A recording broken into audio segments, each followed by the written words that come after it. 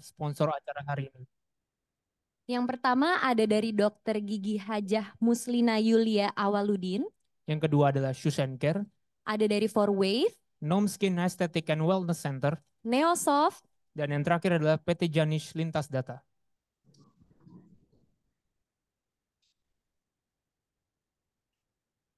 Oke teman-teman, untuk mengingat kembali pada sesi 1 dan 2, kita pengen bertanya nih ke teman-teman, masih ingat nggak sih program di sesi 1 dan sesi 2 ini? Kira-kira ada yang mau berbicara nggak? Kira-kira ada yang berani atau mau coba berbicara kira-kira materi pertama dan materi kedua itu kita tadi membahas apa sih di pagi hari ini? Lagi. Mungkin kalau misalnya nggak ada yang mau nanti kita tunjuk ya. Saya jalan ya untuk menunjuk ya. Kayaknya kita tunjuk aja karena sepertinya ini pada malu-malu semua, Jordan. Teman-teman ada yang ingin berbicara mungkin tentang bisnisnya atau siapakah dirinya? Semakin kepalanya menunduk, semakin dipilih ini sepertinya ya. Oke, Mas Kaironi Pratama, maaf ya saya ingin bertanya. Nggak usah panik, nggak usah tegang, relax aja. Mas, boleh nggak diceritakan sedikit tentang siapa Mas dan bisnis apa sih? Terus kira-kira ada kendala nggak selama menjalankan bisnis ini? Boleh silah. Semuanya, Boleh masih berdiri biar semuanya bisa melihat. halo semuanya, perkenalkan nama saya Roni, Enak bisnis punya saya keluar bergerak di kan? bidang ban, dan saat ini kendalanya itu mungkin semenjak COVID ya, itu usaha agak naik turun kan.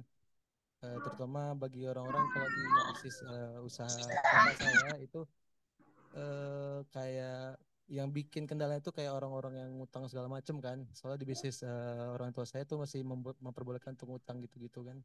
Nah banyak yang ngutang itu kayak apa ya, nggak bayar gitu misalkan, atau ada yang meninggal segala macam. Itu sih kendalanya yang bikin kayak kemakan modal jadinya kayak gitu.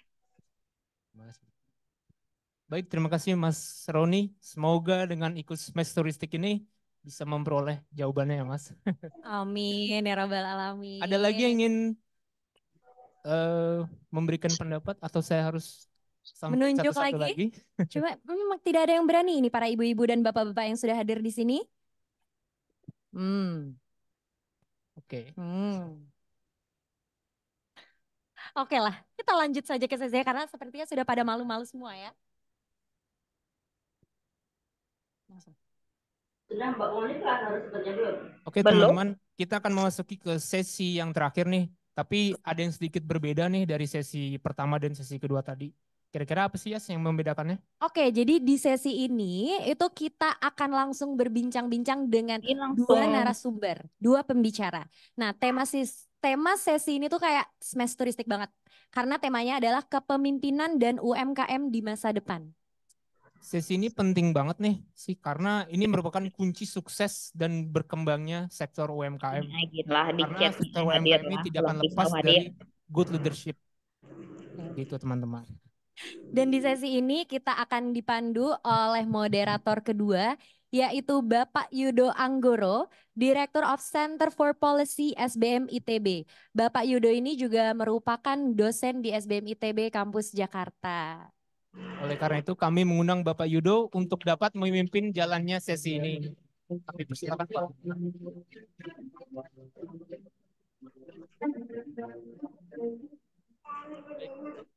Baik, cek, cek. Kedengeran ya? Baik, selamat siang Bapak Ibu dan juga kedua pembicara Pak Wintor, Ibu Monica. Welcome to SBM ITB Jakarta. Saya Yudo Anggoro, dosen SBM ITB, dan ini biasanya saya jadi dosennya teman-teman di sini, dan biasanya saya sebagai dosen mahasiswa. Cuma kali ini saya disuruh mahasiswa untuk jadi moderator. Jadi mohon izin di sesi 1 jam ke depan ini saya akan menjadi moderator untuk sesi tadi sudah disampaikan leadership dan UMKM di masa depan dari berbagai sudut pandang. Jadi nanti kita akan diskusi dengan Ibu Monica Putri Rashid, dan juga Bapak Wintor Rahmada sebagai Director Business and Marketing dari Smesco Indonesia. Nah, sebelumnya coba saya bacakan dulu profil dari Ibu Monica ya.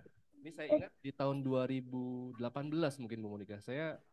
Kami di SBM ITB dengan Prof. Kuntoro pernah diundang ke Pangkalan Bun bertemu dengan Pak Abdul Rashid di sana dan kami melihat perkebunan di sana dan we were impressed ya with economic development, bagaimana perkebunan ini bisa menciptakan tenaga kerja.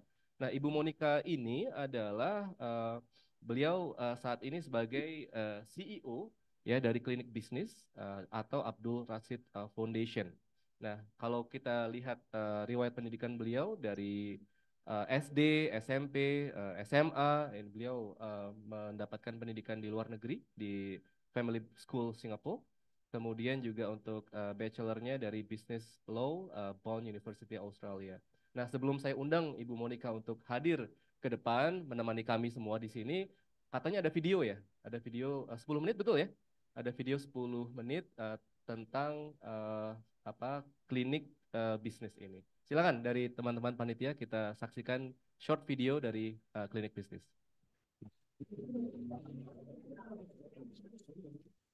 Klinik Bisnis merupakan platform yang bergerak dalam bidang pembinaan dan pemberdayaan UMKM sebagai keberlanjutan dari Abdul Rashid Foundation.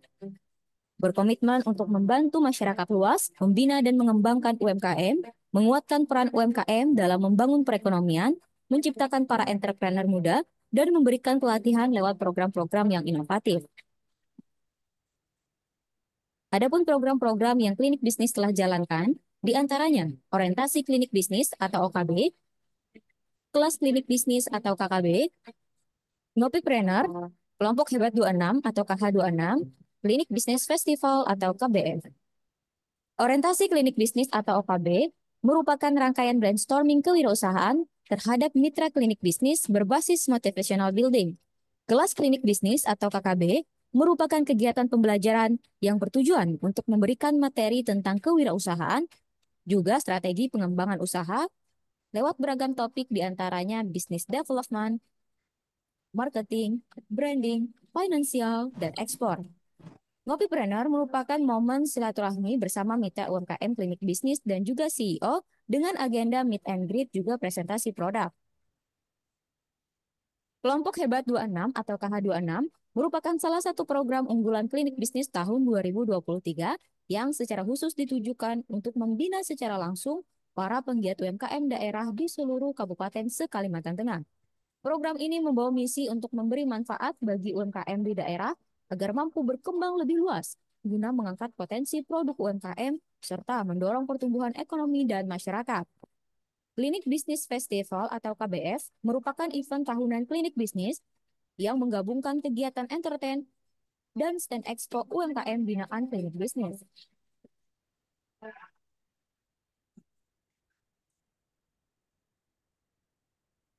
Oke, dengan aplaus kita sambut bersama Ibu Monica Putri Rashid. Silakan, Bu Monica.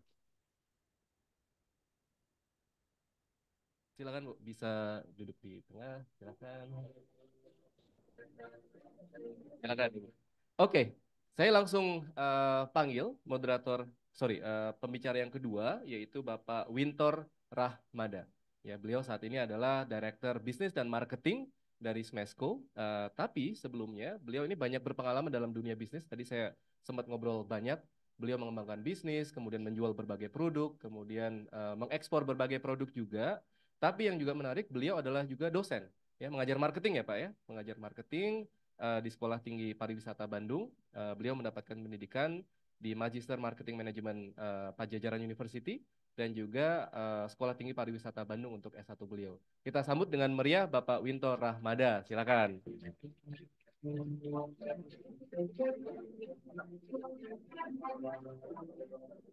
Oke, terima kasih. Ya, demikian dua speaker kita yang sangat menginspirasi siang ini. Dan kita langsung ngobrol aja ya. Jadi ada beberapa topik yang akan kita diskusikan. Yang pertama tentu peran UMKM di masa depan. Nah, Pak Wintor dan juga Ibu Monica bisa cerita kira-kira peran UMKM untuk Indonesia, terutama ekonomi Indonesia seperti apa di masa depan, terutama dihubungkan dengan aktivitas masing-masing, baik di CEO, Bapak Ibu sebagai CEO dari Klinik Bisnis atau Pak Wintor sebagai Director Bisnis dan Marketing dari Smesco. Kita mulai dari Ibu Monica dulu ya. Silakan, Bu Monica. Selamat siang semuanya. Perkenalkan, saya Monica Putri Rashid. born and raised in Singapore, fortunately, tapi sekarang udah pulang kampung ke Pangkalan Bun di Kalimantan Tengah. Jadinya tadi video klinik bisnis kita itu adalah sebuah rumah besarnya kita itu adalah Abdul Rashid Foundation, dan di situ kita bergerak di bidang pendidikan, sosial dan budaya. Tapi di tahun 2020 kita ngebuka lagi divisi baru, which is clinic business that focuses on the growth of UMKM di daerah. Nah, kalau kita di daerah sendiri ngelihat pentingnya peran UMKM itu adalah untuk menggerakkan ekonomi di daerah. Karena we rarely see any investment or we rarely see any franchise coming into daerah. Karena of course they will focus on big cities kan. Jadinya kenapa kita juga banyak sekarang kerjasama itu oleh dengan perusahaan-perusahaan yang ada di Kalimantan, perusahaan-perusahaan swasta, perkebunan, tambang dan lain-lain, itu untuk bisa menggerakkan program-program CSR mereka lah untuk bisa memfokuskan kepada UMKM di daerah. Nah, di situ kita ngelihat pentingnya peran UMKM dan juga masa depan UMKM di daerah itu so it could sustain the economy di daerahnya sendiri. Kalau itu sih dari persepsi kita di daerah sih, Pak. Ya, Iya. oke. Sebelum ke Pak Winter mungkin ada follow up question sedikit. Ibu tadi bercerita tentang UMKM di Pangkalan Bun. Mungkin kita banyak yang belum bisa membayangkan juga ya. Kita selama ini banyak di Jakarta, tapi di Pangkalan Bun. Kira-kira 2 jam, 2 hours from here? 2 hour Yeah, flight from here? flight. Dan potensi UMKM seperti apa yang banyak dikembangkan di Pangkalan Bun di sana? Karena di sana tentu banyak perkebunan, kemudian juga banyak pertambangan juga. Kira-kira seperti apa, Bu? Jadinya awalnya itu waktu aku pulang di tahun 2020 itu banyak yang rumahan, yang packagingnya itu yang masih transparan, habis itu tutupnya yang masih kayak ditutup pakai lilin, so it's very basic. Secara branding mereka pun masih belum ada branding sama sekali, paling-paling itu cuman kayak gorengan ibu ini yang very basic. So that was where we found our role into this place, yang berarti kita harus juga memberikan mereka edukasi what is branding, how do you create your own brand, your identity, and then what sort of packaging it's appealing to your customer, and then to take care of your social media. Nah, di situ selama sekarang kita udah jalan 3 tahun, di situ kita udah banyak banget ngelihat kalau berarti UMKM di daerah itu bisa mengambil inspirasi juga dari UMKM yang ada di kota. Jadinya biar kita nggak terlalu jauh. Buset, ada lagi. Oh. Enggak, yang tadi malah. Oke, baik. Terima kasih Ibu Wah, gila. Monica. Pak Wintor, bagaimana Pak peran UMKM dalam pembangunan ekonomi, terutama dalam peran Bapak di sini sebagai Direktur Marketing dari Smesco? Silakan. Pak Yudo, terima kasih Bu Monica. Luar biasa ceritanya barusan, memang UMKM kita itu banyak banget Pak Yudo, Bu Monica. Total, kalau mau ditotal, angkanya itu di 64 juta. Gede banget lah. Sementara Kementerian Koperasi dan UKM itu kementerian kecil. Kami kementerian level 3, anggarannya bahkan 1 triliun lebih dikit, Pak. Oleh karena itu sama Pak Presiden, anggaran untuk ngurusin UKM ini semuanya disebar ke berbagai macam kementerian. Gitu, Pak. Pak Teten sebetulnya sudah pernah meminta ke Pak Presiden agar udah anggarannya taruh saja di Kementerian Koperasi dan UKM, tetapi rupanya bajunya yang kekecilan, Pak. Kalau dikasih anggaran gede ya sempit, tetap aja sempit gitu pada akhirnya. Kancingnya mantu malah enggak enak. Jadi akhirnya disebar ke semua kementerian. Kenapa seperti itu? Ibu dan Bapak sekalian, teman-teman, dari total populasi usaha yang ada di Indonesia, 100% total populasi usaha, itu 99% itu UMKM. Hanya 1% itu bisnis besar. 1% itu bisnis besar. Dan 1% ini menguasai 86% ekspor. Jadi jomplang. Dari total populasi UMKM yang 99% tadi, total populasi UMKM, 96% itu mikro. Biasa Kalau di aturan, Mbak, kalau saya lupa, di aturan lagi. Mikro itu cara ngitungnya adalah dari 0 sampai 2 miliar kalau tidak salah omsetnya, Pak. Ada cara ngitungnya pakai omset, ada cara ngitungnya pakai aset. Yang saya ingat pakai omset lah. 0 sampai 2 miliar itu mikro. Kalau dulu 0 sampai 300 juta. Sekarang jadi 0 sampai 2 miliar. Kemudian 2 miliar sampai 15 miliar kalau tidak salah. Itu industri kecil. Di atas itu menengah. Nah, kita itu yang mikro banyak betul, Pak. Nah, ciri khas teman-teman yang usaha mikro ini, itu produknya substansi. Jadi, sebelah kiri jualan cilok, dia ikutan jualan cilok. Sebelah kanan jualan bakso, dia ikutan jualan bakso. Jualan es teh, jualan ini, ikut aja gitu. Nah, teman-teman bisa bayangin 96% total populasi usaha kita itu ada di mikro yang produknya ganti-ganti. Ya kan? Gimana caranya kita ngelatih usaha yang produknya ganti-ganti? Kan pertanyaannya begitu. Satu jualan baju muslim, besoknya jualan bakso. Kan teman-teman udah belajar, nggak mungkin kita ngajarin kalau produknya beda-beda. Nah, ini challenge lah. Nah, teman-teman mikro ini selain produknya ganti-ganti, dia juga nggak bankable, Pak. Nggak bankable, nggak bisa. Karena rata-rata, saya nggak tahu, mudah-mudahan teman-teman di sini nggak seperti ini. Yang mikro ini menggabungkan antara keuangan bisnisnya dia dengan keuangan rumah tangga, Pak. Campur ya, Pak? Campur. Saya nggak tahu, di sini masih ada yang seperti itu nggak? Nggak ada, harusnya sih nggak ada. Masih dicampur, Pak. Jadi nggak bisa. Misalnya dia bisa bankable, dapat pinjaman kur misalnya, Pak. Dapat kur gitu. Akhirnya jadi motor paling, Pak. Bukan untuk modal usaha atau bukan. Akhirnya di motor. Betul ini.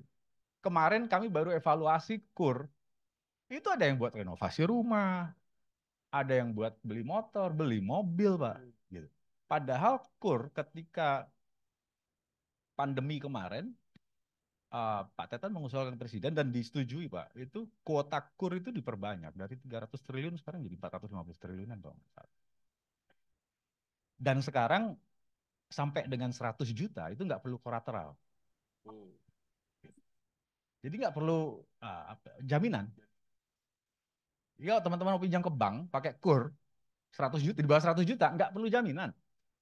Cuman banknya yang suka nakal. Gitu. Alasan inilah, alasan itu. Ada yang kerja di bank juga, jangan-jangan. Janganlah, ini aturannya udah clear, Pak. Aturannya udah clear. Karena kami yang memberikan subsidi, Pak. Kementerian Koperasi Maksimum UKM yang berapa? memberikan subsidi. Maksimum berapa tuh kalau kur? Kur miliaran, Pak. Kur. Miliaran. Betul. Tapi 100 juta itu nggak perlu kolateral. Gitu. Memang kalau saya suka ke daerah, Pak. Gitu. Teman-teman di daerah tuh UKM memang kalau berhubungan dengan bank masih Pak, saya dimintain jaminan Pak ini, tapi di bank namanya bukan jaminan gitu. Apalah pokoknya ada sesuatu yang ditaruh di bank gitu. Ya sama aja sebenarnya jaminan. Jadi UMKM kita itu luar biasa besar, mikronya besar sekali. Kebayang Ibu dan Bapak ketika kena pandemi. Gitu. Kebayang ketika kena pandemi. Saya selalu ngasih analogi seperti ini. Kalau saya jualan bakso setiap hari, tek tek tek tek tek tek gitu. Saya pakai keliling gitu. Dorong saya. Laku nih bakso saya laku. Pandemi nggak bisa jualan bakso lagi. Mikir dong gimana caranya biar tetap bisa jualan. 2 tahun pandemi kan nggak bisa apa-apa, nggak boleh keluar. Gimana caranya frozen? Betul nggak? Begitu baksonya di frozen itu jadi binatang berbeda, Pak. Karena harus punya BPOM. Harus punya halal. BPOM itu 12 juta sampai 15 juta. Halal itu 4. Yang paling murah halal yang pernah saya temuin itu di LPP POM DKI Jakarta 3,6 per 4 tahun. Tahun depan saya ngingetin teman-teman yang belum halal harus halal. Dan halal itu bisa self-declare. Kami bisa bantu, Smesco bisa bantu. Gitu. Jadi UMKM yang sedemikian luar biasa yang seharusnya menjadi pahlawan di kita, ya kalau pahlawan kan harusnya dikasihnya red carpet. Gitu. Tapi PR-nya masih banyak buat kami pemerintah, terutama di Kementerian Koperasi dan UKM, PR-nya masih sangat banyak. Oleh karena itu acara seperti ini Pak, kami sangat apresiasi yang sudah dilakukan oleh Bu Monika juga luar biasa, karena UKM kita udah terlalu banyak. Kalau kami yang ngurusin sendiri nggak akan bisa. Nah buat kami kalau di Smesco Pak, teman-teman barangkali saya mesti cerita dulu di Smesco apaan, jangan-jangan ada yang nggak tahu. Ada yang nggak tahu Smesco apa? Boleh. tempat job fair. Jadi Smesco itu badan layanan umum di bawah Kementerian Koperasi dan UKM. Jadi kami bagian dari Kementerian Koperasi dan UKM, tapi bentuknya badan layanan umum. Kayak rumah sakit, Pak. Jadi kita bisa kelola budget kita sendiri, kita harus generate our own revenue. Gitu. Jadi kita lebih fleksibel. Saya berikan contohnya kenapa bisa lebih fleksibel, Pak. Salah satu permasalahan terbesar kita itu logistik, benar nggak? Mahal kan logistik. Nah, kalau di kementerian masih bingung, Mbak, gimana cara nyelesain logistik kita yang ongkos kirim ke Papua 150.000. Masih bingung, Pak. Nah, kalau di Smesco enggak, Pak. Kami bangun, kita punya fulfillment center di lantai 11. Barangnya teman-teman silahkan taruh di fulfillment center di Smesco. Kalau teman-teman asalnya dari Sumatera, barangnya kita ambil, kita pick up free. Kita taruh di fulfillment center di Smesco. Kalau ada penjualan, dikirim dari sini. Ongkosnya flat seluruh Pulau Jawa, cuma Rp9.000. Jadi kami bisa menyelesaikan permasalahan sampai dengan seperti itu, Pak. Gitu. Jadi ya, yang di depan kita ini semuanya pahlawan, betul. Tepuk tangan untuk kita semua pahlawan ya. Nah, Pak Winter tadi ya 96% UMKM itu mikro ya, mikro. Kemudian tadi masih belum terstruktur, kemudian produknya juga ganti-ganti begitu ya. Apa yang bisa dilakukan pemerintah dalam hal ini adalah Smesco untuk bisa membuat atau membantu para UMKM atau yang mikro tadi, Pak? Ya, jadi saya yakin teman-teman pernah dengar UMKM naik kelas. Naik kelas itu dari kelas berapa ke kelas berapa kan? Salah satu ciri khas naik kelas itu adalah bagaimana kita bisa merubah teman-teman UKM ini dari yang informal ke formal, Pak. Paling tidak itu dulu. Dari yang nggak punya NIB, punya NIB dulu deh, gitu. Sesimpel itu aja. Setelah punya NIB, kemudian bisa punya PT misalnya. Gitu. PT toh sekarang juga ada PT perorangan. Teman-teman kalau belum punya PT di Smesco, masuk smesco.go.id, bikin PT cuma 4 menit jadi. Lebih cepat daripada bikin kopi. Bikin PT? Bikin PT. Kita pakai, ya kita kerjasama dengan salah satu startup, Pak. Jadi kita white label dia punya. 4 menit, Pak, jadi. SK Kemenhumham sama SK notaris langsung keluar. Nah, jadi kita rubah gimana caranya yang informal menjadi lebih formal, Pak. Agar bisa bankable. Jadi bisa dapat permodalan paling tidak seperti itu. Jadi bisa berkembang lebih banyak. Termasuk digitalisasi, Pak. Gitu. Karena pada saat pandemi kemarin salah satu hal yang bisa menyelamatkan UMKM ya digitalisasi. Cuman digitalisasi ini kan juga apa ya? Ada tahapannya. Mau seperti apa sih sebetulnya teman-teman mikro ini? Kalau buat kami misalnya ketika dia jualan pakai WhatsApp itu sudah terdigitalisasi, tapi level yang paling bawah. Kalau dia sudah WhatsApp-nya sudah WhatsApp bisnis atau WhatsApp API gitu, Pak. Jadi kami punya beberapa kelas lah gitu yang mengklasterkan kapabilitas dari teman-teman UMKM in term of bagaimana cara menaikkelaskannya. Jadi salah satunya dengan digitalisasi ya, dan menurut saya tadi itu merupakan sebuah revolusi ya. 4 menit ya kopinya belum jadi tapi PT-nya juga udah jadi begitu ya. Jadi teman-teman UMKM akan sangat terbantu sekali nantinya. Oke, saya ke Bu Monica. Bu Monica, ini klinik bisnis. Tadi Bu cerita mengembangkan UMKM di Pangkalan Bun begitu ya. Skopnya akan kemana, Bu? Dan apakah ada spesifik bisnis tertentu yang akan dikembangkan oleh klinik bisnis ini nantinya? Apakah hanya ada di nanti Pangkalan Bun atau ke seluruh Indonesia atau mungkin arah ke depan akan seperti apa? Jadinya tahun 2020 itu kita emang fokusnya di daerah di Kalimantan Tengah itself. And then we expanded to the whole island of Kalimantan, dan baru tahun ini 2023 we actually open to all of Indonesia itself. Tapi ya itu tadi challenge-nya karena kita home base-nya di Kalimantan, untuk memonitor UMKM yang di luar pulau itu agak sulit jadinya. So we started doing virtual classes. Kita ngelihat sekarang shopnya gimana, production mereka gimana, kualitasnya seperti apa. That's how we do our monitoring. So then again, that's a form of digitalization untuk UMKM-nya sendiri. Dan hopefully kita dalam beberapa waktu ke depan nanti we can take more UMKM yang kita bisa bina dan programnya Bapak, aku duduk di sini aku dengerin programnya salut banget. I'm like, I think we need to do a follow up karena kita emang di daerah mainnya memang benar-benar ke UMKM di lapangan, tapi kalau misalnya program Bapak di pusat, it's definitely a bridge that we need to talk about. Iya, betul sekali. Ini aku nyari bisnis di sini. Ya, itulah tujuan forum kita juga ya. Jadi kita bisa kolaborasi antara pebisnis, government, UMKM juga. Nah, Bu Monica, ini kan kita di sini ya, di Institut Teknologi Bandung, kita juga punya program entrepreneurship. Tapi ya kendala kita juga ketika kita mengembangkan UMKM atau bisnis dari teman-teman mahasiswa, kalau bisnisnya kalau nggak makanan ya fashion ya, dua itu ya. Tadi Pak Winter cerita tentang teknologi begitu. Kita belum ada bisnis yang mungkin berorientasi teknologi gitu. Kalau dari pengalaman Ibu, apakah memang seperti itu? Apakah ini juga merefleksikan UMKM yang dikembangkan oleh klinik bisnis atau apakah ada effort untuk mengembangkan ke arah bisnis yang memiliki teknologi yang tinggi atau bagaimana? To be honest, di daerah emang jauh lebih banyak, mayoritas kita itu makanan. Makanan dan juga kreatif, anyaman-anyaman ya. Mungkin khas di sana. And it is the easiest form of UMKM. Bisnis modelnya nggak terlalu ribet lah. But there was angkatan kita yang kedua itu ada yang mirip sayur klik namanya. It's a form of IT, so you can order your vegetable during COVID time secara online.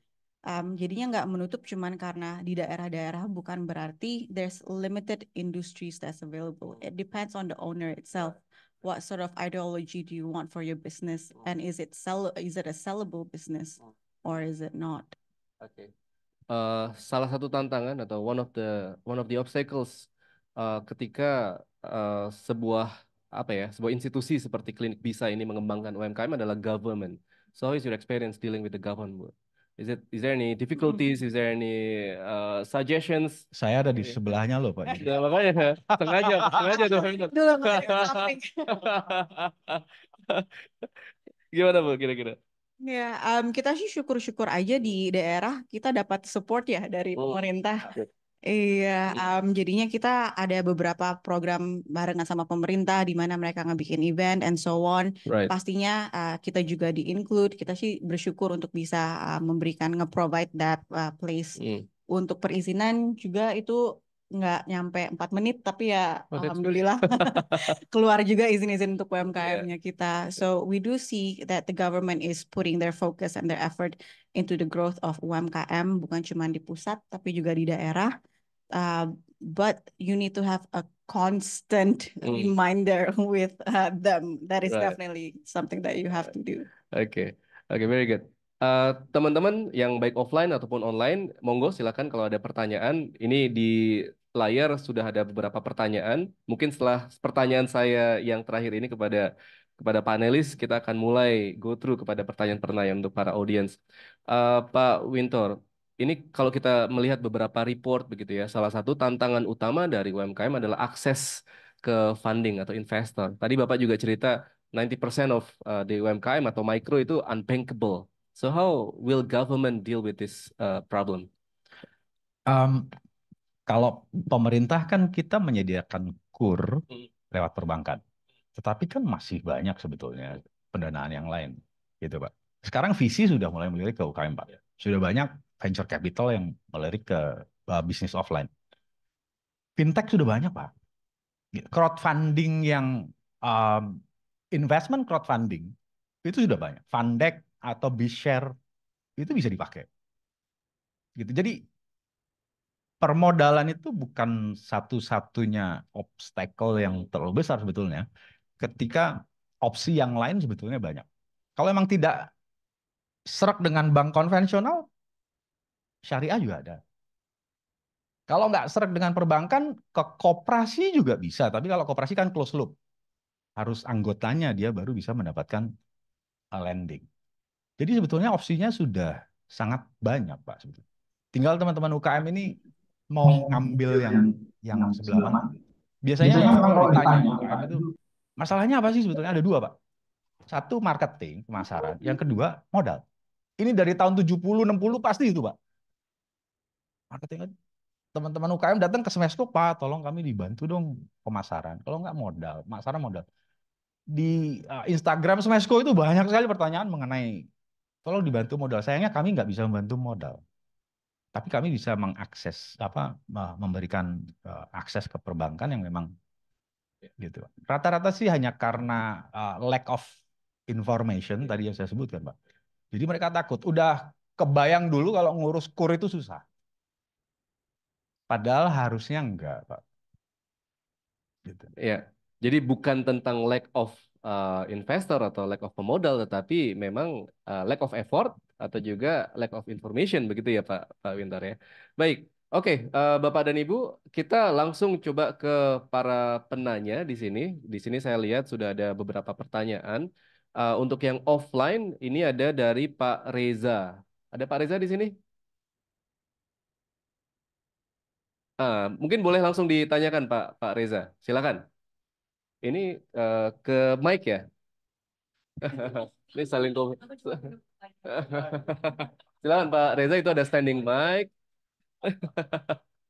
Ini saya juga mesti faktor umur. Silakan Pak Reza. Oke, cek. Eh, Selamat sore, Selamat Bapak sore, Ibu selamat sekalian siang. dan teman-teman.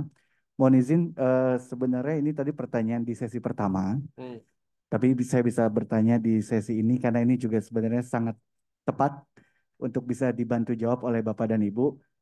Mohon izin, Bapak Ibu, sebenarnya saya sudah pernah mengikuti beberapa kegiatan dari beberapa foundation juga. Dan saya melihat bahwa masih banyak sekali teman-teman UMKM yang berpartisipasi, tapi input yang didapatkan dalam kegiatan itu tidak selaras dengan output yang diharapkan. Maksudnya adalah bekal ilmu yang didapatkan dalam kegiatan tersebut itu tidak bisa mereka aplikasikan, Bapak Ibu. Terutama dalam membangun atau menyusun bisnis plan. Karena keterbatasan knowledge yang teman-teman UMKM rintisan punya. Pertanyaan saya adalah, apakah ada follow up baik dari foundation maupun dari stakeholder khususnya pemerintah untuk ada program pendampingan bisnis dan juga memberikan peluang usaha. Karena kebetulan di perusahaan saya, kita punya program namanya Goes to School. Jadi kita program-program ke sekolah-sekolah, kita kasih tenan booth gratis ke teman-teman UMKM. Itu yang mereka harapkan. Jadi mereka bukan hanya untuk datang ke kegiatan, diberikan informasi A sampai Z, tapi tidak ada follow up pendampingan bisnisnya, Bapak Ibu. Seperti yang tadi Bapak juga sudah sampaikan bahwa masih banyak PR atau birokrasi dalam membuat izin halal, BPOM, dan lain sebagainya macamnya. Padahal kita berpengalaman untuk mengkurasi UMKM itu mereka they have a lot of potential. Tapi mereka nggak tahu harus ngapain. Nah, itu yang terjadi di lapangan. Kedepannya saya berharap Bapak Ibu bisa menindaklanjuti, khususnya terhadap UMKM yang memang sudah menjadi partner kami untuk bisa diberikan peluang usaha. Bukan hanya untuk menyusun strategi A, B, C. Mereka nggak punya keterbatasan. Tapi bagaimana cara mereka bisa mendapatkan peluang usaha. Simpelnya yang tadi mereka kita undang untuk berpartisipasi di Goes to School. Nah, bagaimana cara dari government as a stakeholder untuk create opportunity itu, Bapak? Kalau dari Ibu, mungkin dari foundation, apakah hanya di Pangkalan Bun? Saya punya database ya, Ibu. Di Jabodetabek mereka banyak sekali. Paling itu, Bapak. Terima kasih Pak Terima Reza. kasih. Pak Reza ini bisnisnya Papaya by Mamaya. Ini Yes. apa nih Pak? Kalau boleh cerita. Kosmetik sabun papaya pasti tahu ya. I see. Ya, I see. that's our product. Dan kebetulan kita juga sudah launching online store. Jadi kita expand dan di online store itu kita ada di beberapa marketplace dan multi brand. Jadi kita menjual produk kita sendiri dan ada beberapa brand lainnya. Mungkin itu saja. Oke, Terima kasih terima Bapak Ibu. kasih. Baik. Silakan Ibu Monica dulu kalau begitu. Ibu Monica kemudian ke Pak Winter. Iya, jadinya Mas Reza, memang kita banyak berfokusnya ke daerah ya, karena kan sudah banyak pastinya yayasan-yayasan di kota-kota besar dan juga mungkin asosiasi-asosiasi yang akan bisa lebih membantu kalau misalnya di kota-kota besar. But kalau dari kita yayasan, kita paham that is one of the hurdle untuk UMKM, yaitu datang ke seminar atau datang, juga untuk online classes, but cuma dicekokin ilmu gitu kan. But there is no follow up, or there is no intense conversation on how to do list and follow up on checklistnya nantinya. Makanya kita di yayasan itu programnya kita it goes on for 1 whole year actually. Dari awal tahun kita buka kelasnya kita sampai di akhir tahun, dan setiap 2 minggu itu selalu ada kelas. So we follow up on our UMKM binaannya kita. Apa aja kesulitannya? Is there any topic that you would like us to touch base again? Is there anything that you want us to connect you with? So dalam 1 tahun, tahun 2023 ini kita when we open up for recruitment, kita ada sekitar 13.000 UMKM yang nge-submit di seluruh Indonesia. Tapi unfortunately we were only able to accept 50 UMKM. Kenapa hanya 50? Karena we want to focus on the quality and the result of our UMKM-nya sendiri. So dari kita sih yayasan kita udah ngelihat problem itu, dan that was the solution that we come up with. Kalau mentor-mentornya itu tentu nggak dari Pangkalan Bun saja Bu ya? Atau Enggak. semuanya dari? Enggak, jadinya mentor-mentornya sendiri itu professionals that we look, professionals in their field yang kita bayar untuk memberikan kelas itu. Misalnya nih tentang branding. So we try to look for mentors yang di Jakarta, yang di Surabaya, yang memang dia udah ahli dalam branding. So they will be the speaker, they will be the one that teaches our UMKM. Kita hanya nge-connect-in aja. Seperti itu. Oke, terima kasih. Pak Winter, monggo Pak, silakan. Terima kasih. Pendampingan berkelanjutan. Di Kementerian Koperasi dan UKM sekarang sudah nggak ada pelatihan, Mas. Adanya pendampingan. Yang pendampingan yang dilihat outcome dan output dan outcome. Jadi kalau ada pelatihan udah nggak ada lagi, adanya pendampingan. Nanti yang dicek terakhir itu misalnya omsetnya naik nggak gitu. Udah seperti itu. Nah kemudian Smesco ini tugasnya satu Pak, saya tadi belum cerita. Tugasnya satu, yaitu membuka akses pasar untuk UKM. Mungkin kalau Mas Reza tadi bilangnya peluang usaha. Kami membuka akses pasar. Jadi gimana caranya produk UKM ini terjual? Kalau kita bicara akses pasar, berarti kita bicara kalau metodenya ada 2 kan, online, offline. Kemudian kalau coverage ada domestik sama luar negeri, ya kan, ekspor.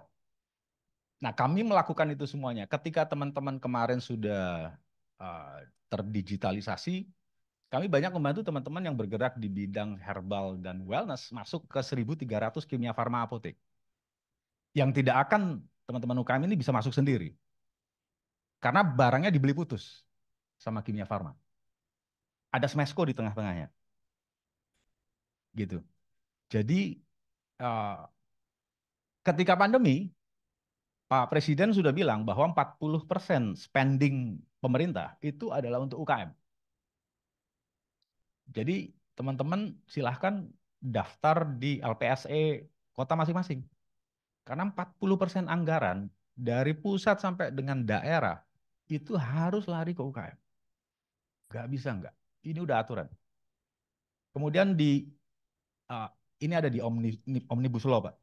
Terlepas dari itu kontroversi ya, tapi kalau untuk UKM itu Omnibus Law itu sangat support.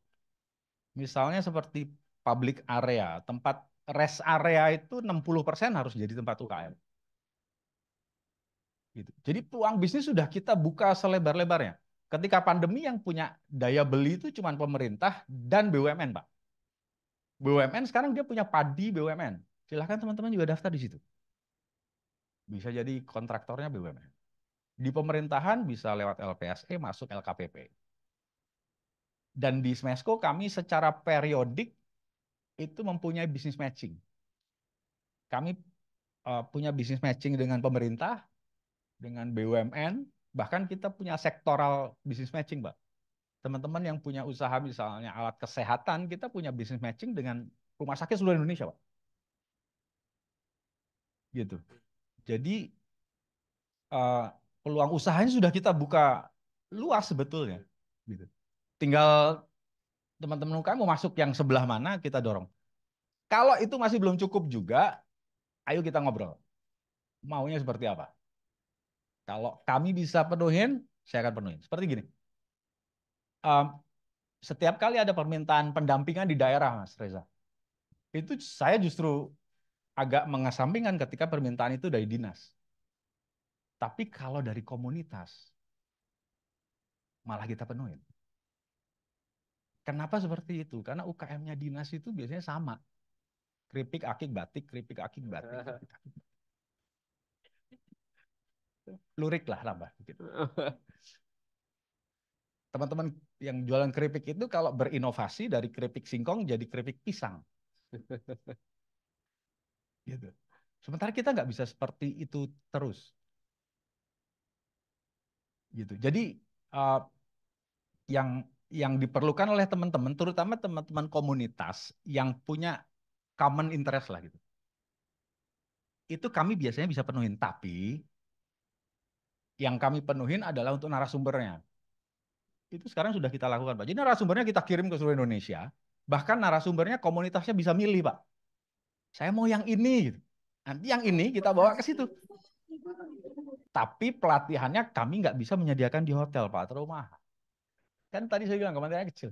Jadi saya kirim narasumbernya, tapi pelatihannya silakan di rumahnya UKM gitu. Kumpulin 20 orang, let's go. Gitu. Jadi Mas Reza, saya terbuka kalau memang ada program-program yang selama ini kami lakukan ternyata belum menyentuh banyak. Kami sangat terbuka dan ya kita grow together lah, kita sama-sama. Gitu. Kita juga nggak sempurna kok, dan kita juga nggak. Kita juga evolving ya. Kita juga evolving. Kita juga evolving. Jadi kami sangat terbuka untuk yang semacam itu, Mas.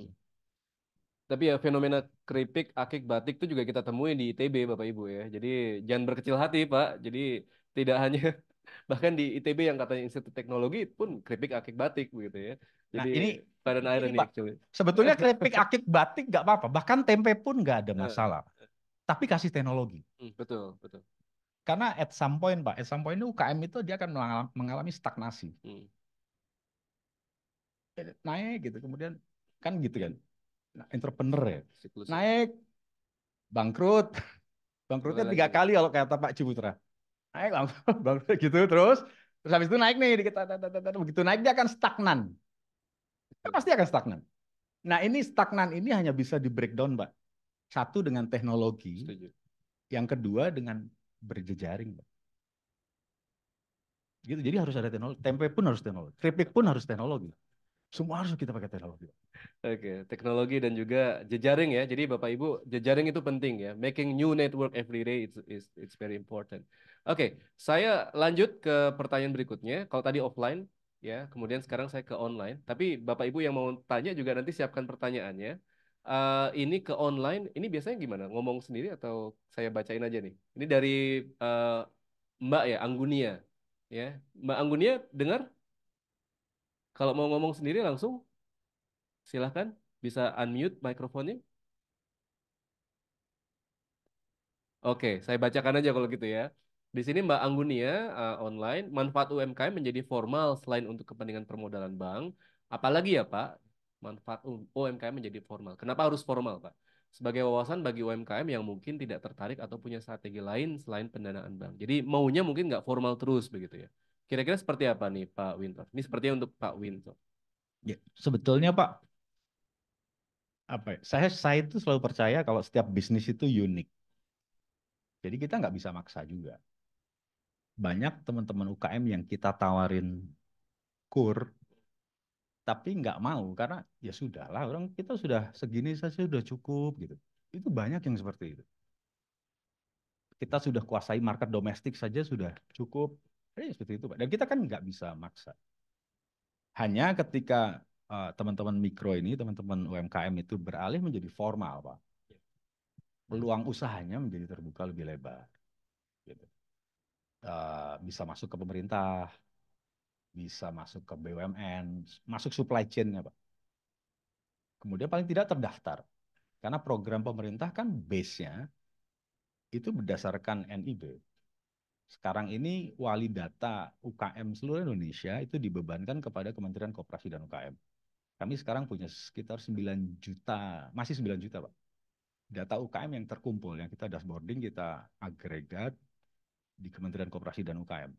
Ya tentu saja kita nggak ingin selamanya mikro kita besar, karena harusnya itu kita nggak seperti ini, Pak. Kan sekarang seperti ini, mikronya kan besar. Harusnya itu ngegentong, piramid ya. Harusnya ngegentong, Pak. Sekarang piramid, kita tuh harusnya ngegentong. Yang gede itu harusnya yang kecil menengah. Gitu. Jadi kalau kecil menengahnya udah gede, berarti kita udah negara maju, Pak. Gitu. Ya.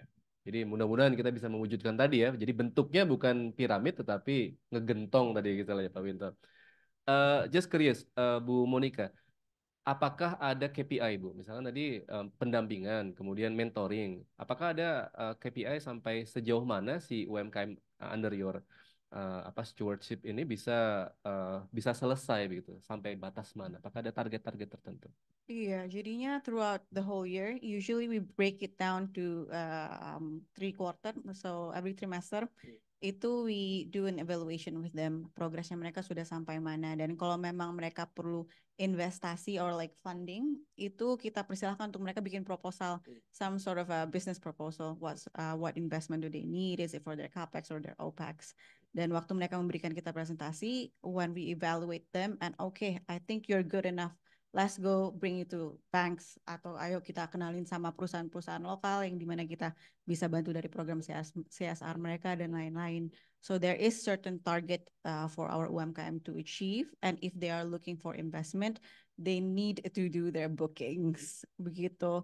Dan kenapa kita we find program klinik bisnis ini and program klinik bisnis ini it's a good program untuk di daerah karena binaan yang intens, the close intensity that we have dengan UMKM-nya itu ngajarin mereka untuk muter otak sendiri dan muter usahanya sendiri.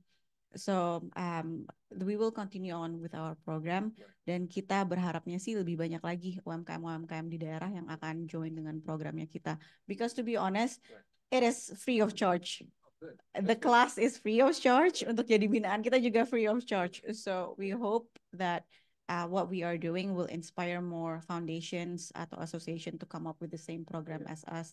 Iya, dan berharapnya sih kalau sekarang udah ketemu sama sama pusat bisa lebih banyak lagi ini. Ketemu sama pusat ya. But I think Iya. that's good ya. Teman-teman kita bisa realize bahwa pembangunan di Indonesia nggak hanya ada di Jakarta atau Jawa, tetapi pembangunan bisa dilakukan dari Kalimantan, dari Pangkalan pun juga. Oke, let's just go to the next question. Ini offline, saya balik ke offline. Ini Mas Fahri ya. Mas Fahri ada pertanyaan tentang kepemimpinan. Silakan mungkin langsung aja ke standing mic, Mas Fahri. Bisa sambil diperkenalkan kalau ada usaha, kira-kira usahanya di bidang apa dan ditujukan ke siapa. Silakan Mas Fahri. Oke, selamat siang Pak Wintor, Bu Monica. Perkenalkan saya Fahri. Bisnis saya lebih ke recruitment services. Oke, once UMKM dapat investasi, let's say, dan dia harus growth, yang jadi salah satu investasi ataupun faktor pendukungnya adalah people-nya ya, gitu ya. Untuk ngebantu growth-nya ini kan, most likely kita akan hire orang yang pasti akan experience, yang mungkin akan lebih tua dari kita gitu ya. Nah, gimana sih caranya kita untuk bisa manage orang itu? Dan apa yang kita perlu perhatikan ketika kita hire dia, ketika kita akses dia itu, gimana orang ini bisa bekerja sama sama kita, terus gimana kita bisa manage ekspektasinya dia terhadap kita juga. Kayak gitu. Kurang lebih itu. Untuk Pak Wintor dan Bu Monica ya, Mas Fahri ya. Oke. Silakan Pak, monggo. Pak Wintor duluan. Saya punya agak sedikit berbeda Pak, soalnya kalau mengenai yang ini. Kalau buat saya, apalagi melihat kemarin ketika pandemi, buat saya karyawan itu liabilities Pak. Liabilities. Ya. Hmm. Sebisa Menarik. mungkin dibikin variabel aja. Gitu. Karena yang terjadi ketika pandemi itu banyak UKM yang terlalu berhati mulia, Pak. Yang kerja di dia itu tetangganya, ponakannya, anak Pak D-nya. Gitu. Jadi ketika bisnisnya turun, mau dipecat, bingung. Makanya saya selalu bilang bahwa sudahlah, SDM itu Pak, mendingan dibikin variabel. Ketika bisnis kita membesar, SDM kita juga membesar. Tapi sebisa mungkin jangan terlalu attach. Itu menurut saya. Tetapi tentu saja skala bisnis di sini menjadi penting. Kalau skala bisnisnya udah makin besar ya beda cerita. Gitu.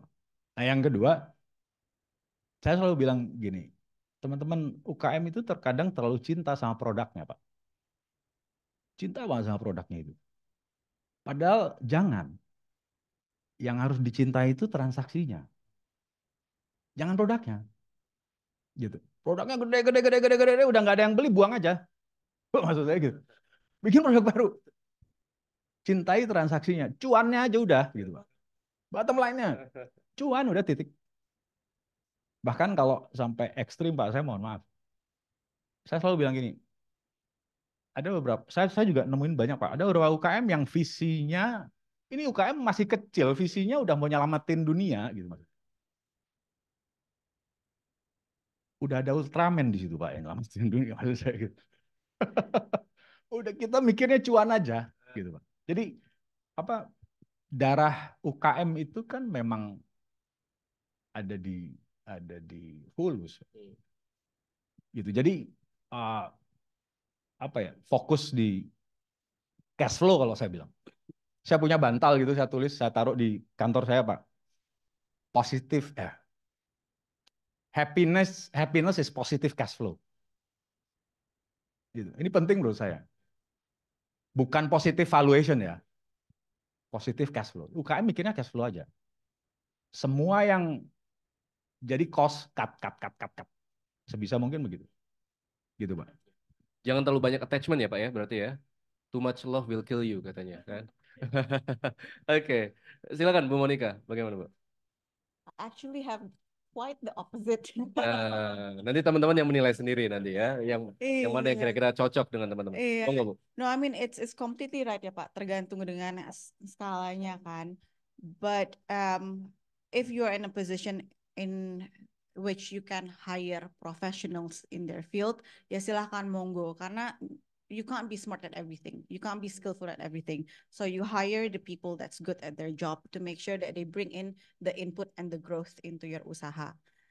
Walaupun dia lebih tua, ya udah yang penting punya skill, gajinya juga masuk kan ke kantongnya kita. Nah, but there will be certain uncomfortable conversation. Apalagi kita kan culture-nya Indonesia kan budayanya kan kita sopan ya sama orang tua ya. Tapi that doesn't mean kamu nggak bisa tegas sebagai a leader because that is your position. You are the owner of your own business, so you need to be tegas with the decision making that you have and the execution of it. Kalau misalnya aku sih ya nggak apa-apa hiring orang tua, yang penting skillnya masuk dan juga beneficial for your usaha. Tepuk tangan ya teman-teman. Udah ada yang tepuk tangan tapi malu-malu tadi ya. Bu, just curious. With your experience tadi Bu mengembangkan UMKM dan talenta, kira-kira obstacle apa sih yang terkait talenta di Indonesia? Selain apa lack of competence begitu. Oh, orang Indonesia kompeten semua. Kompeten semua ya. Kompeten semua, masih sekali aja itu. Okay. Apa kira-kira terkait talenta? From what I have observed is that we want to do things by ourselves. We don't take a look into apa ya, bisa nggak sih kerja sama orang, bisa nggak sih kita sharing knowledge, bisa nggak sih kita peer to peer sort of business setup gitu sih. Itu sih yang aku mencoba untuk ngedidik UMKM binaan kita. Let's open up our minds, let's open up our ego, and kita lihat deh kita bisa kerja sama siapa.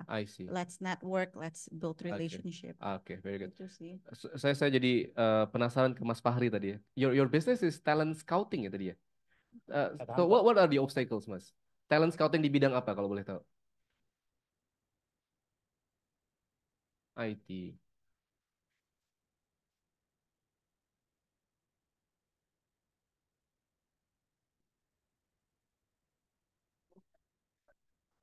Gitu. Terutama mungkin kayak orang-orang developer gitu kan, ataupun development and operation itu yang agak sebenarnya sulit gitu. Jadi mungkin akan lebih sangat menguntungkan kalau banyak orang IT di Indonesia sebenarnya gitu. Dan selama ini ketika Mas talent scout itu susah nggak cari talent yang betul-betul say kompeten atau cocok tadi? Sebenarnya yang kompeten banyak, tapi mereka tahu mereka itu sangat valuable. Itu yang agak Jual sulit. mahal. Jual mahal gitu ya. Ya, bahasa halusnya mungkin valuable ya gitu ya. Jadi mereka tahu, akhirnya mereka kadang bisa minta overprice dari sebenarnya apa yang kita bisa provide, ataupun dari klien yang biasa kita provide. Atau biasanya mereka paling nggak mau diganggu sih sebenarnya, karena kita cuma bisa nge-reach out-nya either lewat telepon atau cuma lewat LinkedIn, sebenarnya gitu sih.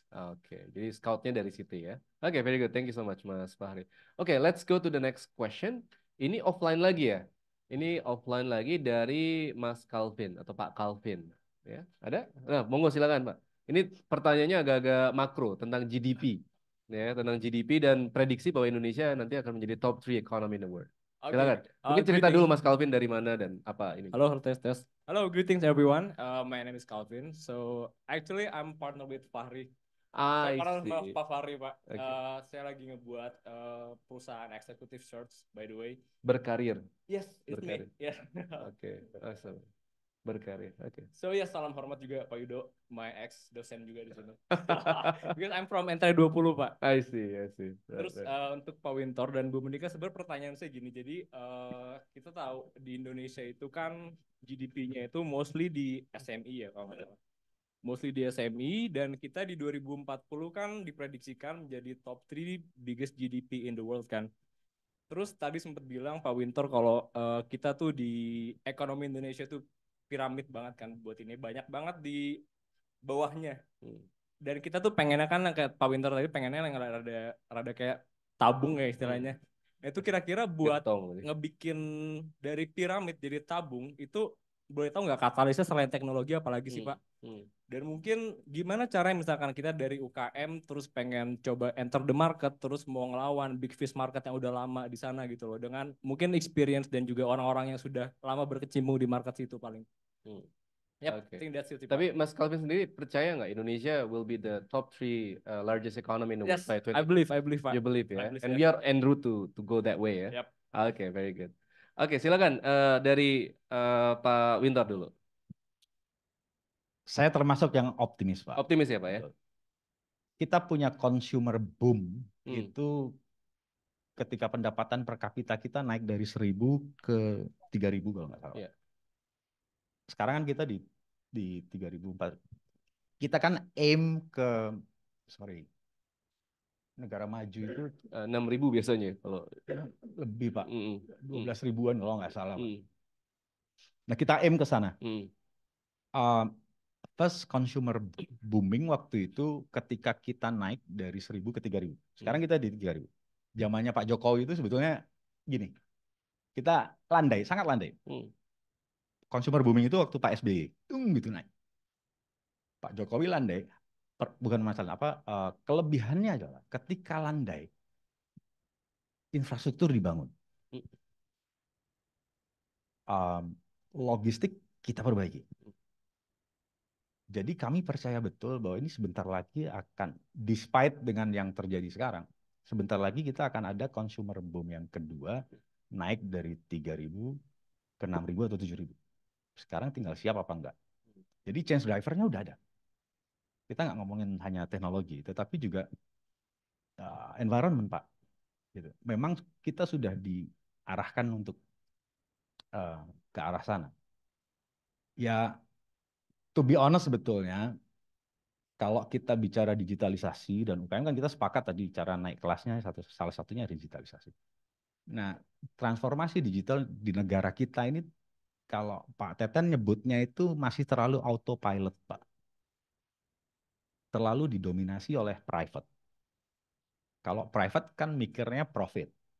Berarti yang dilakukan oleh private adalah dia bergerak di hilir. Makanya e-commerce tumbuh. TikTok Shop, Shopee, ya kan? Ketika hilir ini tumbuh, yang nongol pedagang. Seller, reseller, dropshipper, afiliator, ya kan? Itu. pedagang itu ideologinya adalah margin tertinggi.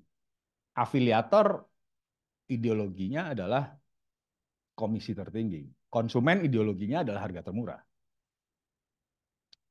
Kita lupa membangun hulu. Gitu.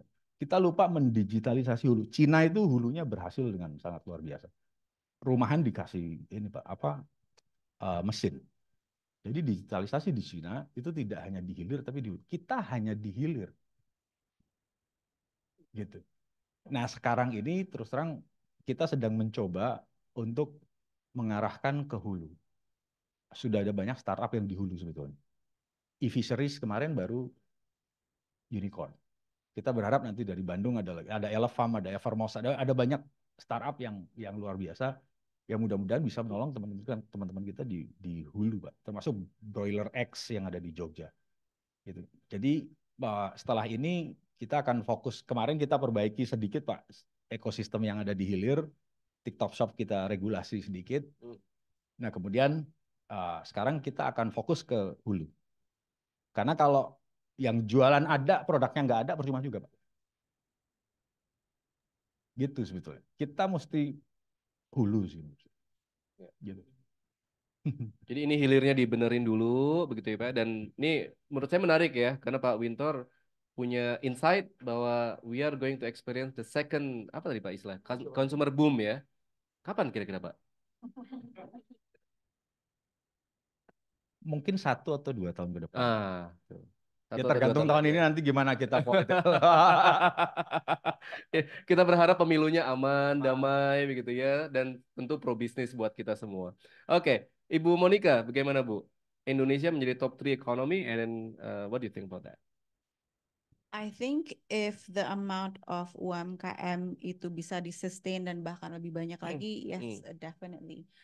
Because I mean, just imagine the form of employment pengusaha-pengusaha ini akan the sort of job creation that we will have. Just imagine if one business owner will hire minimum another person, and more will be coming up. Then we will create this a better next generation. Like our kids' generation might even be like a generation with the least unemployment rate in Indonesia itself, because everyone is working, everyone has their own business, and we've created a model in supportive of that too. Yeah. So unemployment need to be reduced ya, especially for the next generation, begitu ya. Dan salah satu key faktornya adalah the development of UMKM. Bapak Ibu semua yang ada di sini. Oke, kita lanjut. Ini online, Mbak Arisa atau Anissa nih? Arisa ya. Faktor umur jadi udah nggak jelas lagi. Mbak Arisa ya, saya bacakan aja. Mbak Arisa mau menyampaikan sendiri langsung ke Bu Monica atau bagaimana? Saya bacakan aja ya. Bu Monica, saya ingin bertanya, langkah-langkah untuk bisa bergabung menjadi bagian dari klinik bisnis bagaimana ya? Dan syarat UMKM-nya yang bisa diterima seperti apa? Bentuk bantuannya seperti apa saja ketika menjadi bagian dari klinik bisnis? Mbak Arisa online. Silakan Bu Monica. Iya, jadinya setiap tahun, every beginning of the year, either it be January or February, we open recruitment untuk seluruh Indonesia for about 2 weeks. Dan di situ we ask for you to like send in your NIB, di situ your portfolio as an owner, just a short video of what your business is and your previous books kalau memang udah punya usaha dan udah mempunyai pembukuan. Dari situ ya kita evaluasi aja, are you in a scale yang memang masuk untuk klinik bisnis, karena kita kan targetnya memang ini yang benar-benar di bawah, yang benar-benar micro banget ya. Di situ sih level di daerah yang kita mau bantu. And bantuannya adalah yaitu pendidikan. Mau itu secara pendidikan on your bookkeeping, finance, branding, marketing, social media. There's a variety of it for one whole year. Yang kita minta itu untuk UMKM owner adalah berkomitmen aja. Komitmen aja. Yes, have some self-discipline untuk bisa belajar selama 1 tahun so that you can improve on your business and you can have a continuity of your business. Dan juga kalau memang in the middle of it, you need some sort of investment on your OPEX or your CAPEX. Then we are able to also provide you and link you to certain banks and also certain companies for that. Dan informasinya bisa dilihat di mana Ibu? Kalau langsung googling saja atau ada Instagramnya klinik Instagramnya bisnis. klinik bisnis ya Bu ya? Ada di situ ya? Oke. Ya. Tadi kayaknya ada itu ya, ada linknya ya Instagram klinik bisnis itu. Oke, very good. Kita lanjut untuk offline. Ini Bapak ya, Pak Nur Solihin ya. Silakan Pak Nur Solihin bisa langsung ke mikrofon. Bisa diperkenalkan Pak Nur Solihin dan juga usahanya di bidang apa dan pertanyaannya ditujukan kepada siapa. Silakan.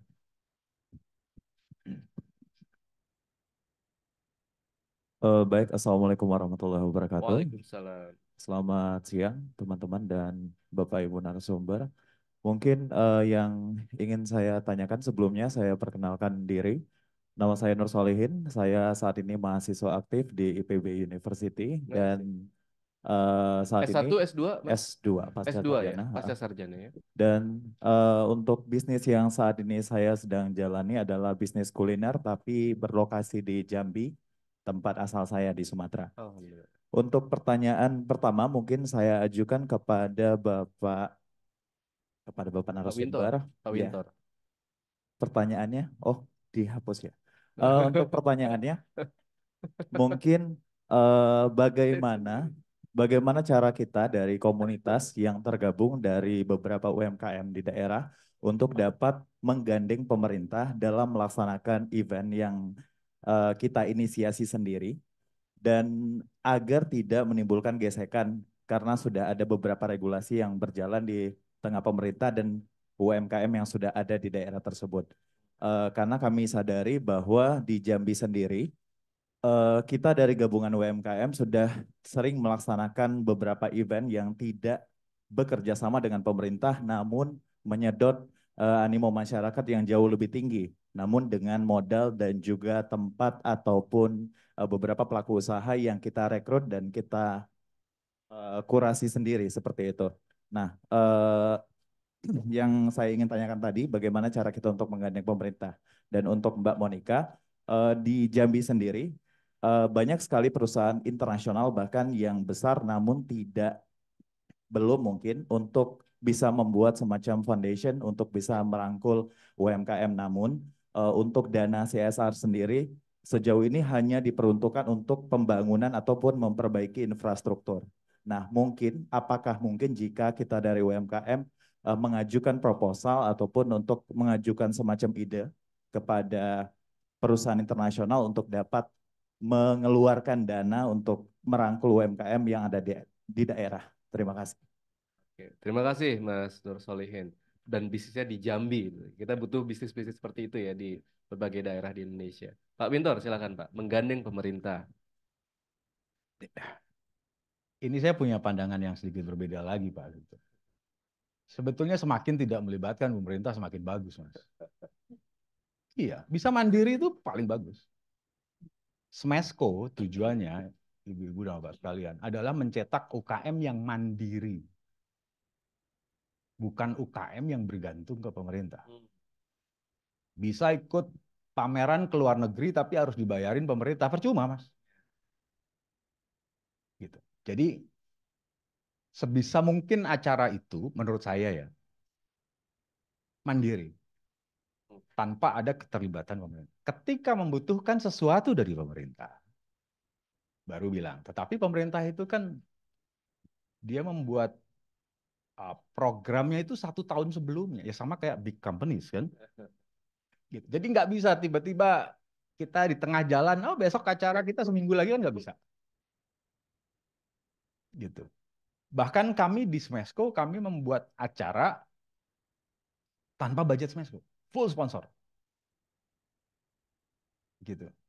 Jadi ya sekali lagi ini mungkin unpopular opinion gitu ya maksudnya dari orang pemerintah. Tapi menurut saya ketika program itu bisa dilaksanakan dengan komunitas itu sendiri dan bisa dilaksanakan tanpa pemerintah, percaya sama saya, itu akan lebih survive. Kalau ngandelin anggarannya pemerintahnya ganti, kepala daerahnya ganti, kepala dinasnya ganti, selesai. Gitu Mas. Jadi kalau bisa mandiri lebih bagus. Kalau bisa connect ke private lebih bagus lagi. Gitu sih menurut Iya. saya. Jadi jangan terlalu mengandalkan pemerintah ya. No, Kalau no. bisa mandiri dan berjejaring. Menurut saya tadi key-nya juga berjejaring ya. Iya. Termasuk di sesi kita ini kan berjejaring juga teman-teman. Sehingga opportunity bisa di-create juga. Oke, terima kasih Pak Winter. Bu Monica, mau nggak Bu? Iya, kalau misalnya aku sih sebetulnya malahan gandeng pemerintah. Iya, Kita banyak ini kayak. iya. Kan Iya. kreatif begitu kan. Benturan ide-ide menciptakan ide-ide baru begitu Yes, kan. betul sekali. Perbedaan itu oke kok. No, it's just because karena kalau misalnya perusahaan-perusahaan, apalagi perusahaan-perusahaan internasional ya, pasti kalau mereka menerima proposal, they need to take a look at is this a valid proposal? Jangan sampai ini proposal yang malah uangnya dipakai untuk yang lain begitu kan. Dan yang ini, it's just a little secret. Perusahaan biasanya majority of them will do donation atau dana hibah atau dana bantuan itu untuk program-program yang bisa tax deductible. Yep. Dan unfortunately, yes, unfortunately biasanya proposal-proposal UMKM, bantuan-bantuan dari desa dan lain-lain itu it can't be tax deductible. Nah, di sini waktunya untuk gandeng itu di pemerintah seperti ya kepala desa ataupun ya anggota-anggota partai dan lain-lainnya untuk mereka yang memberikan pressure kepada perusahaan itu sendiri agar mereka bisa mengambil peran yang lebih aktif untuk UMKM di daerah. Okay, you can invest, okay, you can donate on infrastructure. Tapi yuk dari pemerintah, dari partai itu mendorong perusahaan fokus on UMKM juga. Begitu. Oke. Oke, baik. Ini saya minta izin ke Bapak Ibu dan juga pembicara. Ini karena masih ada banyak pertanyaan, kita extend 10 menit aja ya untuk entertain beberapa pertanyaan yang ada di situ. Selanjutnya offline ini Mbak Retno. Mbak Retno ini oke. Silakan Mbak Retno. Halo, selamat siang Pak Yudo, Bu Selamat Monica, siang. dan Pak Wintor. Saya sebenarnya mahasiswanya Pak Yudo dari Entre 23. Kebetulan saya punya, saya owner bisnis firma konsultan arsitek di Jakarta. Proyek kita ada beberapa di Jawa dan di Jabodetabek gitu. Arsitek ya, firma arsitek. Iya, konsultan arsitek dan interior design. Silahkan. Oke, jadi sebenarnya gini sih. Dari tadi yang dibahas kan sebenarnya adalah goods-nya, produknya berupa makanan dan sebagainya. Sedangkan kita di creativepreneur sendiri itu kadang produknya nggak kelihatan gitu. Jasa, kita jual jasa. Well, ada produknya gambar visual, but the fundamental is not about the visual itself gitu kan. Jadi pertanyaan saya tadi Bapak Winter sempat mention bahwa sebenarnya Smesco tuh ada loh kayak akses ngebuka untuk either di dalam negeri ataupun akses untuk luar negeri untuk membantu para UMKM. Nah, itu gimana adjustment-nya untuk kita para kreatifpreneur yang kayak produknya nggak terlalu kelihatan ini, well nggak kelihatan emang, untuk dapat bersaing secara internasional dan dibantu akses gitu. Dan pertanyaan berikutnya, gimana sih menurut Bapak dan Ibu sekalian prospek kreatifpreneur ini untuk ngebantu tadi yang GDP top 3 di dunia gitu. Tentang kreatifpreneur. Terima kasih Mbak Retno. Gimana Pak? Apakah sudah ada contoh-contohnya begitu? Saya kasih contoh Bandung, saya dari Bandung. Desainer Bandung banyak yang udah mendunia. Salah satu keuntungan jasa itu menurut saya karena tidak diproduksi karena jasa itu tidak diproduksi dan dikonsumsi berbarengan. Jadi jasa itu desainer misalnya bisa di Bandung tapi kliennya bisa di luar. Gitu. Kalau saya melihatnya, saya banyak teman-teman di bidang desainer juga. Saya dulu mendirikan Bandung Creativity Forum, banyak teman-teman arsitek di situ. BCCF ya? BCCF. Ya, ya. Saya melihatnya justru pemerintah agak sedikit ketinggalan. Dulu kami mendirikan BCCF itu karena bentuk perlawanan kita ke pemerintah. Pemerintah nggak terlalu memperhatikan atmosfer kreatif kota Bandung pada saat itu, kita berikan perlawanan. Kang Emil waktu itu ketua BCCF. Jadi kalau kita bicara bisnis sebetulnya, linkage antara bisnis matching misalnya, linkage antara pebisnis kita dengan pebisnis luar, secara akses sebetulnya kan sudah diberikan. Gitu. Hanya memang saya harus mengakui memang terkadang kami tidak bisa terlalu fokus ke satu kategori tertentu. Sekali lagi saya terbuka sih Mbak. Ajari kami caranya gimana, nanti kami bantu. Kita bukain aksesnya. Boleh, boleh. Boleh. Ajari kami caranya gimana, kami harus kemana. Gitu.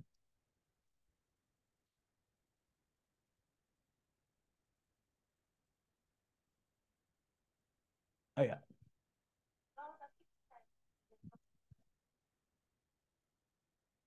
Bos saya desainer kok. Oh ya Pak. Leo. Ya, that's why makanya saya nanya karena emang relate to my business actually and our community. Let me know pemikiran dari Mbak Retno apa. Kalau ada kami bisa bantu dengan sangat senang hati. Kita bukain aksesnya, kita connect-kan ke arah sana. Thank you very much Pak. Gitu. Oke, nanti habis sesi ini ya sama Pak Winter. Bu Monica, ada nggak kreatif economy atau kreatif bisnis yang Ibu incubate di foundation? Ada. So we put the UMKM binaan kita itu in segments according to the industry. So F&B and then there's creative industry, but creative industry is mostly ya anyaman tradisional di sana.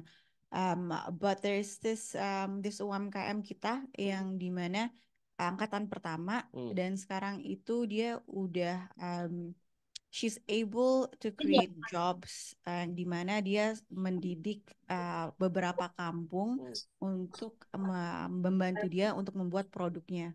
So she's not just making the product herself or hiring, her neighbors, tetangganya dan lain-lain, tapi dia udah bisa mengedukasi dan membawa kampung-kampung di luar areanya dia sendiri. So that's the sort of continuity and a business that sustains di daerah. Okay. Okay, dan itu creative economy ya Bu ya. Okay, very good. Okay, now we go to the last question for this session. Kenapa jadi bahasa Inggris ya? Jadi kepengaruh. Oke, kita ke pertanyaan terakhir. Ini pertanyaan offline dari Mbak Cindy atau Mas ini. Mbak Cindy, silakan. Ini monggo langsung aja Mbak Cindy ke standing mic dan pertanyaannya seperti apa? Silakan.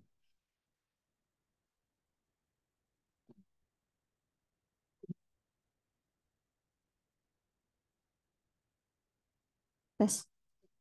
Selamat siang Pak Yudo, Bu Monica dan Pak Winto.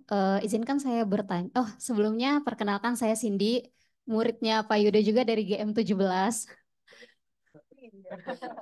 Panggilan semua nih.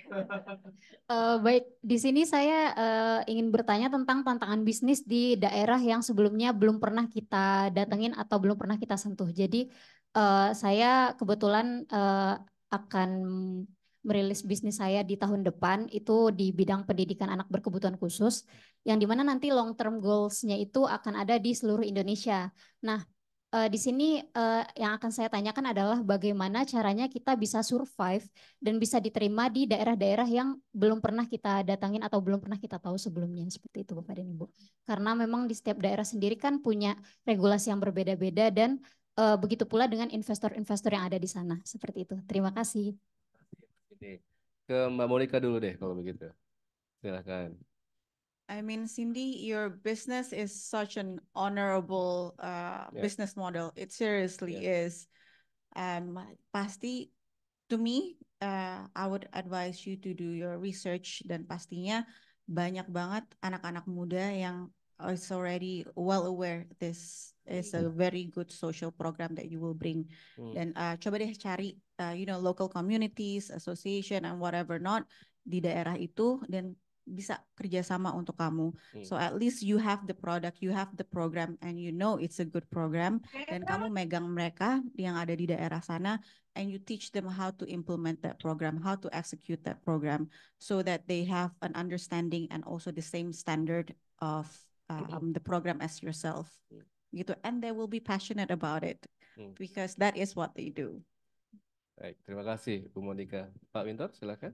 Terima kasih Pak. Karena di sini ada kata-kata survive, saya mau nitip sedikit ya Pak. Pak Yudo, mungkin ini jadi bahan, ya ini obrolan warung kopi aja, Pak. Ketika pandemi kemarin banyak teman-teman UKM yang berusaha untuk survive, Pak. Tetapi saya juga tahu kalau sekolah bisnis di kita nggak ada yang ngajarin survival. Gitu. Downsizing ya, tapi how survival, Pak. Ketika change-nya sudah terlalu masif. Gitu. Jadi kemarin UKM kita itu banyak melakukan trial error sendiri, Pak. Itu makanya mereka banyak pivot produknya, banyak pivot model bisnisnya itu sambil jalan. Makanya kita nyebutnya kalau UKM yang masih hidup sekarang ini rockstar, Pak. Champion. Mereka juara. Survive after the pandemic. Gitu, karena survive after pandemic. Nah, menurut saya kalau balik lagi ke Mbak Cindy tadi, saya setuju dengan Bu Monica. Memang cara yang paling gampang partneran dengan yang ada di daerah. Kalau kapital kita terbatas, knowledge kita terbatas, mendingan partneran. Ya kan? Daripada kita masuk tapi kita nggak. Ya, teorinya banyak lah. Kalau kita masuk penetrasi market, ini dan segala macam, kita mesti lihat market size-nya. Tapi the truth, lebih enak kalau kita partneran. Menurut saya sih seperti itu. Oke, terima kasih. Mudah-mudahan menjawab ya Mbak Cindy, dan tadi idenya bagus sekali begitu, dan kita memang ada kebutuhan di situ. Oke, teman-teman, participants, hari ini kita belajar banyak, siang ini kita belajar banyak. Dari Bu Monica, kalau boleh saya summarize, kita perlu peran yayasan-yayasan ya seperti yang didirikan oleh Bu Monica, karena we cannot rely solely on government begitu ya, kira-kira Pak Winter ya. Karena beliau menyediakan banyak begitu ya, pelatihan, pendampingan, asistensi, termasuk juga funding, akses to funding. Dan tentu yang cukup impresif adalah ya tadi pembangunan nggak harus dari Jakarta, tapi juga bisa dari Pangkalan Bun tadi yang seperti yang diinisiasi oleh Bu Monica. Dari Pak Winter kita juga belajar bahwa well, government actually they have provided a lot gitu ya. Mereka sudah provide banyak ya, tetapi bisa saja mungkin karena informasinya kita nggak dapet begitu ya, tetapi sudah ada inovasi-inovasi di situ tadi Pak Winter, dengan teknologi, dengan digitalisasi. Kita minum kopi, kemudian proses pendirian usahanya udah beres begitu ya. Jadi itu perlu diapresiasi, dan kita tentu belajar banyak dari kedua narasumber kita siang ini, dan kita beri aplaus yang meriah sekali untuk Pak Wintor dan juga Ibu Monica Rashid ya. Terima kasih Bapak dan Ibu ya, semoga kita belajar banyak, dan saya kembalikan kepada MC. Terima kasih. Wassalamualaikum warahmatullahi wabarakatuh. Terima kasih. Waalaikumsalam warahmatullahi wabarakatuh. Oke, boleh kita berikan tepuk tangan yang lebih meriah lagi sekali lagi untuk kedua narasumber kita. Semoga kita semua mendapatkan banyak insight nih dari sesi siang ini, dan semoga juga hasil seminar semesteristik ini bisa memberikan intuisi, judgment untuk kita sebagai pelaku bisnis dan sebagai future leader di bisnis-bisnis kalian masing-masing. Dan juga tidak lupa untuk Pak Yudo dan Pak Winter dan Bu Monica, mohon untuk tetap di tempat karena kita akan masuk ke sesi penyerahan plakat dan foto.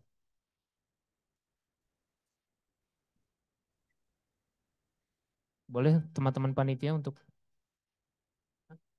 Oh iya, boleh Pak, berdiri Pak, ya.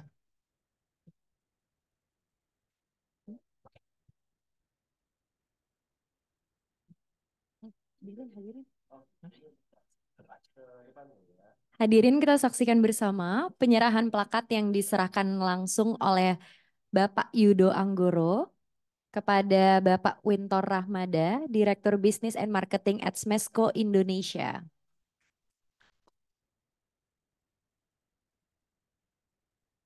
Dan yang kedua, penyerahan plakat yang diserahkan langsung juga oleh Bapak Yudo Anggoro kepada Ibu Monica Putri Rashid, CEO of Clinic Business. Boleh kita berikan tepuk tangan yang meriah untuk para narasumber kita yang luar biasa pada siang hari ini. Selanjutnya kita akan foto bersama para peserta. Seperti biasa para peserta yuk bangun beranjak dari tempat duduknya, terus mepet-mepet-mepet agar semuanya bisa terlihat di dalam satu frame.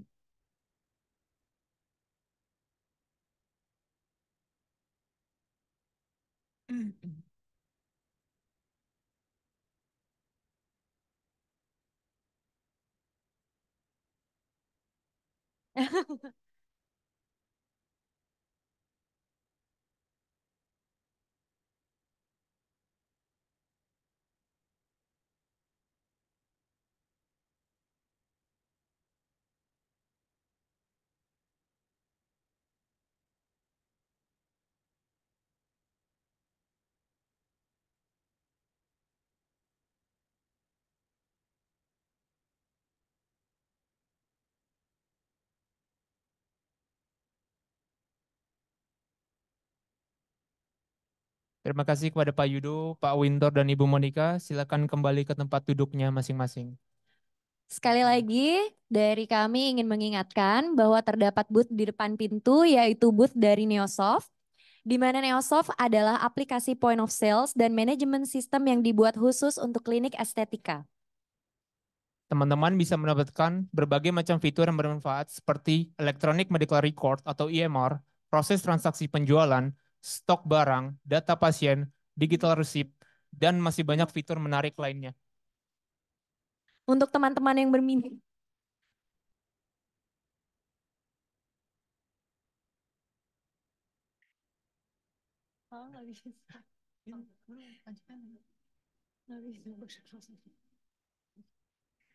untuk teman-teman yang berminat bisa dapat langsung berkunjung ke booth Neosoft karena ada penawaran menarik serta live video demo yang bisa teman-teman ikuti nanti saat maju.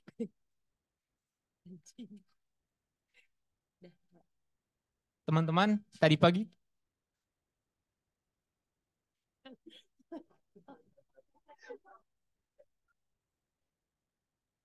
maaf teman-teman, ada kendala teknis. Tidak lupa tadi pagi kita kan mendapatkan goodie bag ya. Dan salah satu isinya itu adalah voucher Shoes and Care. Kalau kalian belum tahu Shoes and Care itu dia adalah sebuah service untuk mencuci sepatu kalian. Kan kebetulan nih lagi musim pancaroba nih di hari ini dan minggu-minggu ini. Jadi ketika mungkin sepatu kalian kotor, kalian bisa menggunakan voucher itu. Lumayan banget loh. Karena Shoes and Care sendiri sudah tersebar di 70 cabang di seluruh Indonesia, jadi kalian bisa menikmati voucher itu sampai akhir masanya. Jangan lupa ya. Langsung. Oke, teman-teman hadirin yang berbahagia, saat ini kita telah sampai pada penghujung acara Smash Touristic Power Up Your SMEs for the Future with SBM ITB. Semoga dengan pelaksanaan kegiatan ini dapat mendukung terwujudnya Indonesia maju yang berdaulat dan mandiri melalui pengembangan sektor usaha mikro, kecil, dan menengah Indonesia. Sekali lagi, mari kembali kita beri apresiasi secara mendalam pada para sponsor acara hari ini. Dari Dr. Gigi Haji Muslina Yulia Awaludin, Dari Shoes and Care, 4Wave, Nom Skin Aesthetic and Wellness Center, Neosoft, dan PT Janish Lintas Data.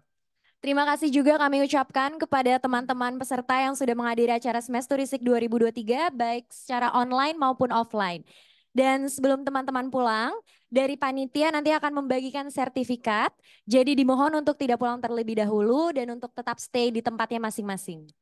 Dan info untuk teman-teman, akan ada door prize bagi peserta yang sangat beruntung untuk online dan offline, yang bisa Anda lihat sendiri mungkin nanti sore di email kalian masing-masing. Dan jangan lupa untuk follow IG kita Smash Touristic untuk pengumuman lebih lanjut dari door prize ini ya teman-teman. Tadi dulu dia ngasih dulu nggak sih? Udah lanjut aja. Oh lanjut aja. Oke, saya Jordan dan Ayas mewakili panitia. Kami mengucapkan permohonan maaf apabila terdapat kekurangan selama pelaksanaan acara. Terima kasih atas perhatiannya teman-teman.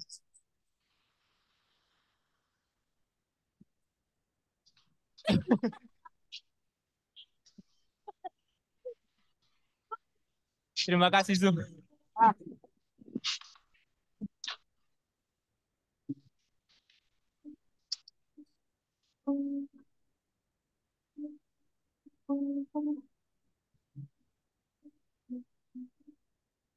Saya Sandiaga Salahuddin Uno, Menteri Pariwisata dan Ekonomi Kreatif Republik Indonesia, memberikan dukungan penuh kepada para pelaku usaha mikro, kecil, dan menengah UMKM di tanah air kita.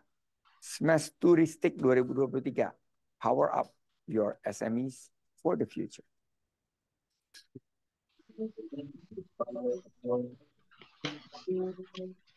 Hai, saya Anissa.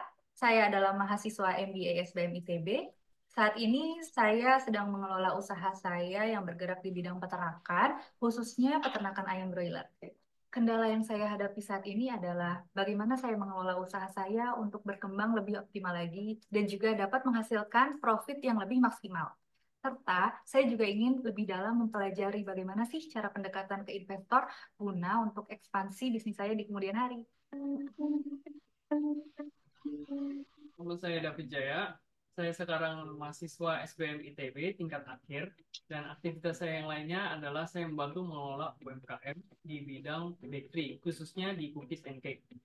Lalu kendala-kendala yang saya alami secara personal dalam mengelola UMKM ini adalah bagaimana memasarkan produk lebih dalam, terutama di platform-platform digital.